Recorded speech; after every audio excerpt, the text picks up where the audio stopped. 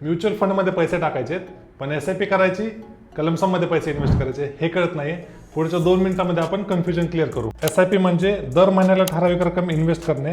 For example 1000 रुपये दर महिन्याला म्युच्युअल फंडमध्ये इन्व्हेस्ट करणं हाच एस-आय-पी झाला. मार्केट वर खाली झालं तर एस-आय-पी चालू राहते, त्यामुळे रिस्क कमी होतो. लमसम म्हणजे एकदाच मोठी अमाऊंट इन्व्हेस्ट करणे. फॉर एक्झाम्पल तुमच्याकडे 1 लाख रुपये आहेत आणि तेच एकाच वेळी तुम्ही म्युच्युअल फंडमध्ये इन्व्हेस्ट केले. आता आपण समजून घेऊया एस-आय-पी कोणत्या लोकांनी केली पाहिजे आणि लमसम कोणत्या लोकांनी केलं पाहिजे. आता एस-आय-पी योग्य कधी? जर तुम्ही बिगिनर असाल, मंथली सॅलरी येत असेल, मार्केट टायमिंग माहिती असेल तर तुम्ही एस-आय-पी मध्ये इन्व्हेस्ट करणं योग्य राहील. जर तुम्ही मोठी अमाऊंट इन्व्हेस्ट करत असाल, मार्केट नॉलेज चांगलं असेल आणि एक लॉंग टर्म व्ह्यूच्या हिशोबाने जर तुम्ही पैसे इन्व्हेस्ट करताय तर तुम्ही लमसम मध्ये पैसे इन्व्हेस्ट केले पाहिजेत. जास्त लोकांसाठी एस-आय-पी बेटर असते कारण एस-आय-पी मध्ये डिसिप्लिन असतो आणि इमोशन्स कंट्रोलमध्ये राहतात. एक गोल्डन ॲडवाइस आहे तुमच्यासाठी, एस-आय-पी ने सुरुवात करा, नॉलेज घ्या आणि त्यानंतर लमसम मध्ये पैसे इन्व्हेस्ट करा. तुम्ही एस-आय-पी करणार आहेत की लमसम मध्ये पैसे इन्व्हेस्ट करणार आहेत हे मला कमेंट्समध्ये कळवा.